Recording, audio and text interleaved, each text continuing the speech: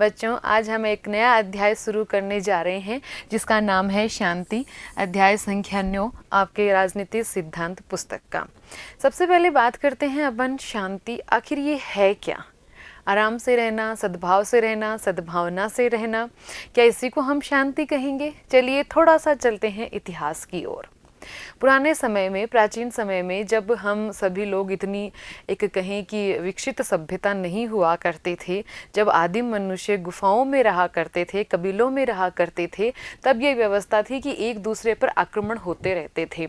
जगह को लेकर आक्रमण हुआ करते थे, अन्य संसाधनों को लेकर एक दूसरे पर हमले हुआ करते थे और एक मानव मात्र का जीवन सुरक्षित नहीं था। अब क्योंकि हम पढ़ चुके हैं मानव एक बुद्धिमान प्राणी है, तर्कशील प्राणी है, तो सभी मानवों ने ये निर्णय लिया कि अपन आपस में लड़ने झगड़ने के बजाय कुछ नियम बना लेते हैं ताकि एक दूसरे के ऊपर हम हमला ना करें और एक दूसरे की जान ना लें और हम आराम से शांति से एक साथ इस जमी पर रह सकें। इसलिए कहते हैं कि इस राज्य नाम की संस्था की उत्पत्ति हुई कि कुछ नियम और कानून हम सभी लोग मानेंगे, थोड़ी हमारी जो स्वतंत्रता है उसका हम त्याग करेंगे और बदले में हम सुरक्षा लेंगे, बदले में हम शांति के साथ आपस में रहेंगे। राज्य बन गए, आज इतने बड़े बड़े राज्य बन गए, लोकतांत्रिक शासन व्यवस्था आ गई। अपन कहें कि एक राज्य के क्षेत्र में अपन बहुत आगे तक पहुंच गए, बहुत विकसित राज्य अपन ने बना लिए, बहुत अच्छे अच्छे कानून अपन ने बना लिए। तो क्या हमने अपने उस उद्देश्य को पूरा कर लिया कि हम एक दूसरे पर आक्रमण नहीं करेंगे, एक दूसरे के साथ हम शांति से रहेंगे, हम मानव एक दूसरे की जान नहीं लेंगे? नहीं हुआ ना। ऐसा क्यों नहीं हुआ? ऐसा होने के लिए क्या करना चाहिए? ऐसी क्या चुनौतियां हैं इस शांति के मार्ग में? क्या क्या रूप हैं अशांति के? क्यों फैलती है अशांति? क्यों शांति हमारे लिए आज भी एक दूर की बात है? ये सब बातें हम जानेंगे इस अध्याय में। देखिए, कुछ सवाल अपन ले लेते हैं कि पहला सवाल, शांति का अर्थ क्या है। सबसे पहले तो हम ये जानें कि आखिर अर्थ क्या है शांति का, हम किसे कहेंगे शांति, और आज की दुनिया में इतनी कमजोरी क्यों है, आज की दुनिया में इस शांति को प्राप्त करना इतनी दूर की बात क्यों हो गई, आज क्यों शांति नहीं है। चारों ओर देख रहे हैं, कहीं आतंकवादी हमले हैं, कहीं एक दूसरे देश एक दूसरे पर आक्रमण कर रहे हैं, कोई किसी की सीमाओं में जाकर अपन कहें कि एक तरह से अतिक्रमण कर रहा है। तो आखिर ये सब क्यों है? शांति स्थापित करने के लिए क्या किया जा सकता है? आखिर हम ऐसा क्या करें कि हम शांति की स्थापना कर सकें? आखिर ऐसे कौन सा वो तरीका हो, कौन सी वो पद्धति हम लेकर आएं कि हम सभी मानव एक दूसरे के साथ शांति के साथ रह सकें? शांति स्थापित करने के लिए हम हिंसा का उपयोग कर सकते हैं? ये एक बहुत बड़ा सवाल है कि कोई व्यक्ति जो कि हिंसक तरीके से कोई शांति फैला रहा है, हिंसक तरीके से कानूनों को तोड़ रहा है और दूसरे मानवों को हानि पहुंचा रहा है, और हिंसा की क्यों, किसी भी तरीके से, तो क्या उसके खिलाफ हिंसा का प्रयोग किया जा सकता है? क्या उस व्यक्ति को हिंसा करने से रोकने के लिए बदले में हमें भी हिंसा करनी चाहिए? क्या ये सही है या ये सही नहीं है, जानेंगे अपन आगे।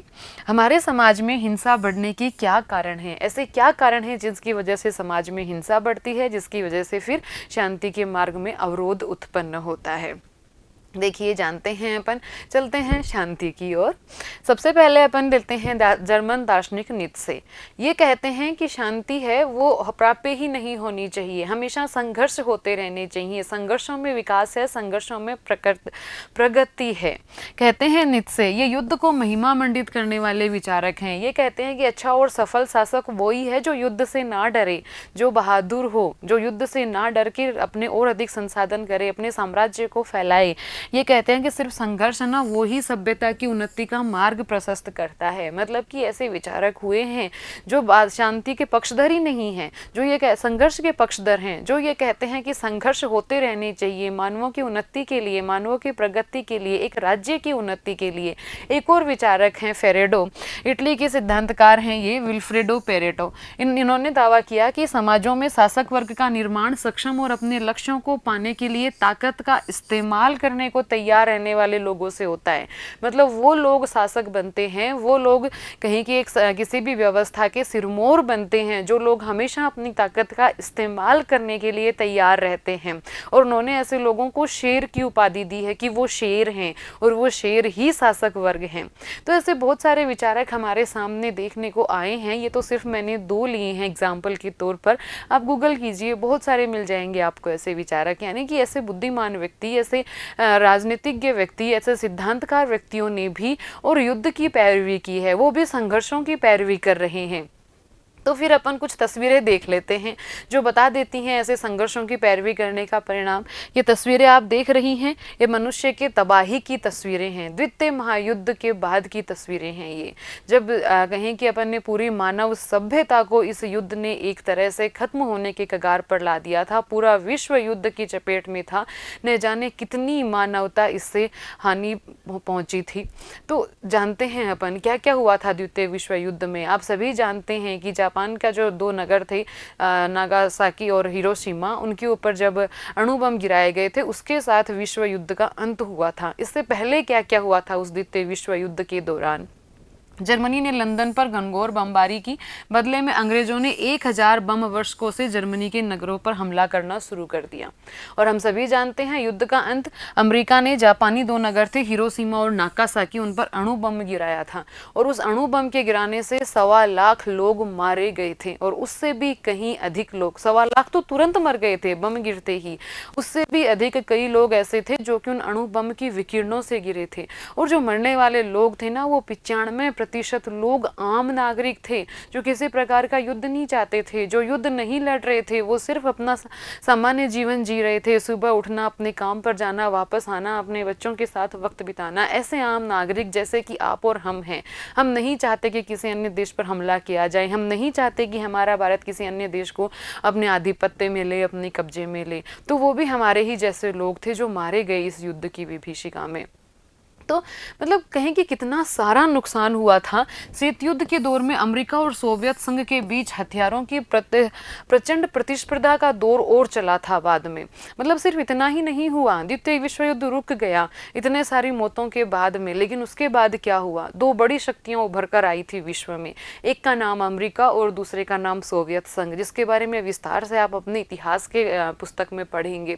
उस वक्त क्या हुआ था, उन दोनों के बीच जो शीत युद्ध का दौर चला था, शीत युद्ध मतलब आपस में आमने सामने कोई लड़ाई नहीं हो रही थी, कोई युद्ध नहीं हो रहा था, बस वो एक दूसरे को कंपटीशन दे रहे थे कि अगर सोवियत रूस ने कोई हथियार बना लिया तो अमेरिका उससे उच्च हथियार बनाता है, अमेरिका ने कोई हथियार बना लिया, सोवियत रूस उससे उच्च हथियार बनाता है।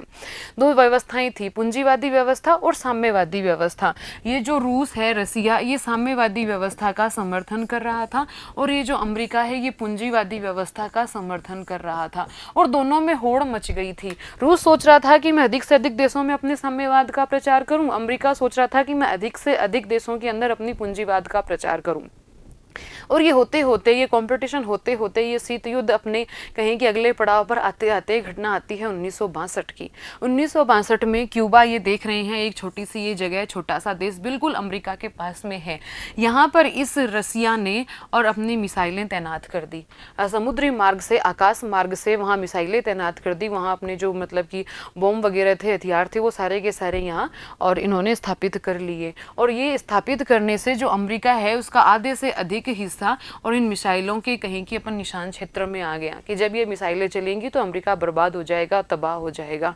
और जो आश्चर्य की बात ये है कि अमेरिका को इस बारे में बहुत बाद में पता चला और जैसे ही अमेरिका को पता चला, अमेरिका ने भी अपने अस्त्र शस्त्रों से और इस क्यूबा का और चारों ओर से कहीं कि अपन इसकी घेराबंदी करनी शुरू कर दी। और अमेरिका ने भी इस बात का एक धमकी दी कि अब युद्ध हो जाएगा और पूरी जो मानव सभ्यता है, पूरा का पूरा विश्व है, वो एक साथ से सदमे में आ गया। क्योंकि 1962 तक दोनों ही देशों ने इतने खतरनाक हथियार तैयार कर लिए थे, कहीं के अपन इतने सारे आणविक अस्त्र शस्त्र तैयार कर लिए थे कि अगर युद्ध हो जाता तो आज इस जमी पर मानव का नामो निशान तक नहीं बचता। तो फिर किसकी जीत और किसकी हार, किसके लिए युद्ध और किसके लिए शांति, कि जब मनुष्य ही नहीं बचेंगे, जब जीवन ही नहीं बचेगा धरती पर, तो किसी तरह दोनों के देशों के बीच आपसी बातचीत के बाद में और शांति स्थापित की गई। दोनों ने अपने अपने कदम पीछे की ओर लेकर गए। लेकिन उस बात ने, उस घटना ने चौंका दिया पूरे विश्व को कि इस घटना ने एक तरह से हमें, हमारी पूरी मानव सभ्यता को खात्मे के कगार पर लाकर रख दिया। किसे विकास कहेंगे हम, किसे शांति कहेंगे हम, किसे अशांति कहेंगे हम, किस प्रकार का युद्ध, किस प्रकार की प्रतिस्पर्धा, ये सारे ही सवालों के जवाब हम आज जानने की कोशिश करेंगे इस अध्याय में। तो देखिए ये सारी की सारी बातें यहाँ लिखी हुई हैं, आप यहाँ से इनको स्क्रीनशॉट लेकर अपने नोट्स तैयार कर सकते हैं कि क्या था क्यूबा का संकट जो अभी मैंने आप लोगों को बताया था। अक्टूबर 1962 में दोनों महाशक्तियों के बीच में समझौता हुआ और दोनों ने अपने अपने हथियार पीछे हटा लिए थे। अब देखिए अपन चलते हैं शांति की ओर। शांति क्या है? शांति की अनुपस्थिति की भारी कीमत चुकाने के बाद, कितनी बड़ी कीमत चुकाई, कितना सारा द्वितीय विश्व युद्ध के अंदर हमने देखा कि कितने सारे मनुष्य मारे गए, कितनी जन धन की अपार हानि हुई। क्यूबा के संकट से हम लोग सकते में आए। हमने ये जाना कि एक थोड़ी सी भी गलती, एक छोटी सी भी गलती, अवन हमारे विश्व में आज इतने शक्तिशाली आणविक परमाणविक हथियार हैं कि अगर गलती से भूल से भी अगर कोई हथियार चल जाए तो पूरी की पूरी मानव सभ्यता खत्म हो सकती है, समाप्त हो सकती है। हमारा जीवन एक सेकंड के अंदर पूरी सृष्टि खत्म हो सकती है। जो अपन इतिहास पढ़ते हैं कि इतने हजारों लाखों करोड़ों वर्षों से आज हम विकसित होते होते होते होते यहाँ तक पहुंचे हैं। कहाँ पहुंचे हम खात्मे के कगार पर आकर खड़े हो गए। तो शांति की अनुपस्थिति की मानवता ने भारी कीमत चुकाई, और वो कीमत चुकाने के बाद, वो एक तरह से अंतिम बिंदु तक आने के बाद हमें समझ में आया कि शांति होना कितनी ज़रूरी है, कि शांति लाना कितनी ज़रूरी है। और फिर हमने सोचना शुरू किया कि आखिर क्या किया जाए कि हम शांति स्थापित कर सकें, आखिर क्या किया जाए कि हम सब आपस में सद्भावना के साथ रह सकें, सहिष्णुता के साथ रह सकें। और इसी में हम सबकी भलाई है, हमें अब समझ में आया। इतने लोग मरने के बाद, इतनी जनधन की हानि होने के बाद, और इतना सारा पैसा धन आणविक अस्त्र शस्त्रों में लगाने के बाद, लेकिन चलो समझ में तो आया। देखिए आज भी आतंकवाद जैसे बढ़ते खतरों के कारण सुरक्षा पर आंच है। आज भी हमने सोचा जरूर है कि हाँ शांति होनी चाहिए, लेकिन अभी स्थापना में हम बहुत दूर हैं। आतंकवाद आप सुनते ही हैं, रोज देखते ही हैं, रोज कितने आम नागरिक आज भी मारे जाते हैं। हिंसा और त्रासद संघर्षों से आहत हुई थी मानवता। शांति बहुमूल्य, क्योंकि इस पर खतरे का साया मंडराता रहता है। इसीलिए तो बहुमूल्य है शांति, किसी भी कीमत पर उसको पाना आवश्यक है, क्योंकि हमेशा इस पर एक खतरे का साया मंडराता रहता है। और आज हम बहुत बड़े खतरे के साए में है कि छोटी सी भूल, थोड़ी सी किसी का कोई आक्रामक आक्रमण हम सबको समाप्त करने के बिंदु तक ले जा सकता है। चलते हैं आगे, समझते हैं शांति का अर्थ। तो दो अर्थों में लिया जाता है शांति का अर्थ। क्या है शांति का अर्थ? क्या युद्धों का ना होना शांति है? ठीक है, युद्ध नहीं हो रहा, लेकिन आतंकवादी हमले हो रहे हैं, नक्सलवादी हमले हो रहे हैं, सांप्रदायिक दंगे फैल रहे हैं, तो क्या वहाँ हम शांति कहेंगे? तो दोनों ही बातें हैं वो, कि इस तरह की किसी भी प्रकार की हिंसा का ना होना, ना युद्ध होना, ना दंगे होना, ना सांप्रदायिकता होना, ना किसी नक्सली आक्रमण होना, ना आतंकवाद के हमले होना, ऐसा कुछ भी नहीं हो। इन सब की अनुपस्थिति हम शांति कहेंगे कि आज हम शांति से हैं, कहीं किसी पर कोई हमला नहीं हो रहा, कोई रक्तपात नहीं हो रहा, कोई संघर्ष नहीं हो रहा, सब सुख के साथ आराम से एक दूसरे के साथ सद्भावना के साथ रह रहे हैं, वो शांति है। देख लेते हैं अपन युद्ध की अनुपस्थिति, दंगा, नरसंहार, कत्ल समेत अनेक संघर्षों का जहां अभाव होता है वो शांति है। दो देशों के बीच जब हथियारबंद संघर्ष होता है तो उसको कहा जाता है युद्ध। दो देश हैं, देशों के बीच में अगर शांति नहीं है और वो शांति का न होना उन दोनों को ला खड़ा कर देता है आमने सामने, युद्ध के मैदान में, युद्ध क्षेत्र में। उन दोनों के बीच जो हथियार बंद आक्रमण होते हैं एक दूसरे पर, एक दूसरे के लोगों को मारा जाता है। जो सैनिक वहाँ लड़ रहे हैं वो भी तो दोनों ही देशों के नागरिक हैं ना। और क्या करते हैं हम, एक देश दूसरे देश के नागरिक को मार रहा है, दूसरा देश दूसरे देश के नागरिक को मार रहा है, और वो युद्ध हो गया शांति का अभाव। तो शांति का अभाव, अशांति का अभाव ही शांति है। जहाँ अशांति नहीं वहाँ शांति है। जानते हैं अपन शांति के बारे में, क्या सिर्फ युद्ध ना होना, क्या सिर्फ हिंसा ना होना, क्या सिर्फ संघर्ष ना होना ही शांति है? एक दूसरा रूप और लेते हैं अपन शांति का। जहाँ क्या होता है, आपने देखा होगा हमारे समाज में जाति के आधार पर भेदभाव होते हैं, वर्ग के आधार पर भेदभाव होते हैं, लिंग के आधार पर भेदभाव होते हैं, और एक वर्ग जो कि उन भेदभावों को बर्दाश्त कर रहा होता है। कुछ समय तक वो बर्दाश्त करता है, हो सकता है 20 सालों तक करे, हो सकता है 50 सालों तक करे, हो सकता है 100 सालों तक करे, लेकिन एक दिन ऐसा होता है कि ये संघर्ष उसके मन में एक मानसिक हिंसा पैदा करते हैं। यानी कि जो उनके साथ वर्ताव किया जा रहा है, उनके साथ जो भेदभाव किया जा रहा है, ना निसंदेह वहाँ रक्तपात नहीं हो रहा, निसंदेह उनके ऊपर शारीरिक आक्रमण नहीं हो रहा, लेकिन जो उनकी आलोचनाएं हो रही हैं, जो उनका सामाजिक बहिष्कार किया जा रहा है, जो उनका अपमान किया जा रहा है, वो भी एक तरह की हिंसा है, जिसे कहेंगे मानसिक हिंसा। और वो उससे लगातार प्रताड़ित हो रहे हैं, और वो हिंसा, वो उनके कटु अनुभव उनके मन में पैदा कर देते हैं भरपूर शिकायतें, और वो शिकायतों की जब प्रतिक्रिया करते हैं तो पैदा होते हैं टकराव, और उन टकरावों से होते हैं संघर्ष। एक वर्ग जिसके साथ लगातार बुरा बर्ताव किया जा रहा है, जिसको लगातार दबाया जा रहा है, जिसको लगातार पीड़ित किया जा रहा है, एक दिन वो जरूर प्रतिक्रिया करता है, और वो प्रतिक्रिया बदल जाती है हिंसा के रूप में।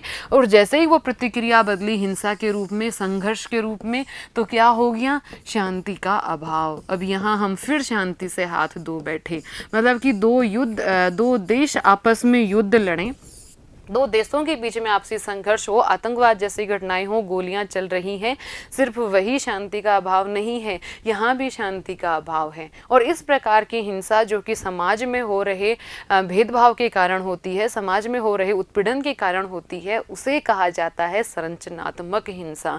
इसके भी विभिन्न रूप हैं, इसके भी विभिन्न कारण हैं, और इसको रोकने के उपाय भी अपन को ढूंढने होंगे, क्योंकि यहाँ भी एक शांति के लिए सबसे बड़ी चुनौती ये संरचनात्मक हिंसा भी है। तो क्या होती है संरचनात्मक हिंसा, ये अपन ने जाना। अब ये कितने रूपों में हमारे सामने है, और कैसे हम इसको दूर करें, और कैसे हम शांति की ओर बढ़ें, ये पढ़ेंगे अपन अगले वीडियो में। धन्यवाद।